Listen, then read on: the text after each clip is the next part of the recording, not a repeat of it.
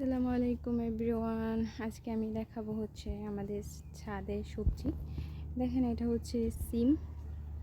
ফুল আসছে, বৃষ্টিতে ফুল সব পড়ে যাচ্ছে, আবারও ফুল আসতেছে। এটা হচ্ছে কালো বেগুন চারা, এটাও সিম। দেখেন,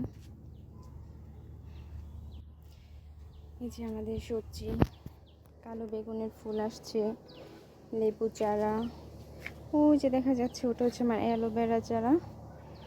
এখানে এই ফুলগুলা তো কম বেশি সবাই চিনেন, অনেক সুন্দর, ভালো লাগে। দেখেন, এটা হচ্ছে ভটভটি আসতেছে, এখনও আসা শেষ হয়নি। জি, দুই একটা দেখা যাচ্ছে।